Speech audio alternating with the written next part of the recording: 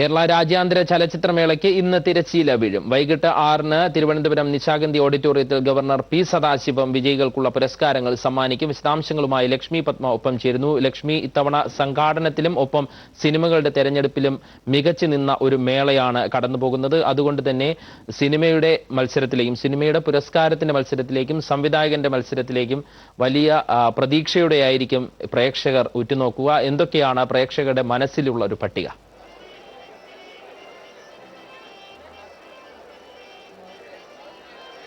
അൻഷാദ്, 20ാം കേരള രാജ്യാന്തര ചലച്ചിത്രമേളയ്ക്ക് അല്പസമയത്തിനകം തന്നെ തിരശ്ശീല വീഴും. ഇവിടെ നടക്കുന്ന ഈ ചടങ്ങിൽ ഗവർണർ മികച്ച ചിത്രത്തിനുള്ള സുവർണ ചകോരം വിതരണം ചെയ്യും.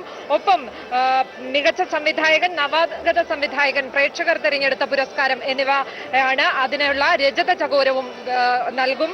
ഒപ്പം മികച്ച ചിത്രത്തിനുള്ള ഫിപ്രസി പുരസ്കാരം, ഫെഫ്കയുടെ മാസ്റ്റേഴ്സ് പുരസ്കാരം, നെറ്റ് പാക്ക്, മികച്ച ഏഷ്യൻ സിനിമയ്ക്കുള്ള നെറ്റ് പാക്ക് പുരസ്കാരം എന്നിവയാണ് ഇവിടെ വിതരണം ചെയ്യുന്നത്. തീർച്ചയായും സിനിമാസ്വാദകർ വളരെ ആകാംക്ഷയോടെ കാത്തിരിക്കുകയാണ് ആർക്കായിരിക്കും രജത ചകോരം, ആർക്കായിരിക്കും സുവർണ ചകോരം എന്നെല്ലാം അറിയുന്നതിനായി.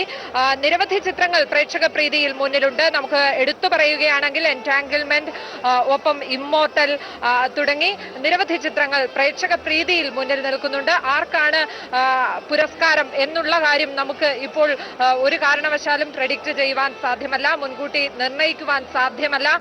തീർച്ചയായും അത് ജൂറിയുടെ പരമാധികാരമാണ്.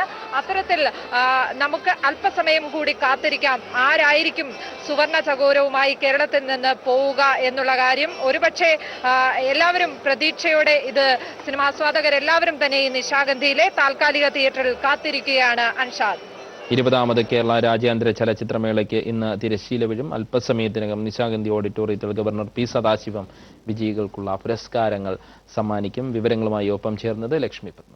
സോളാർ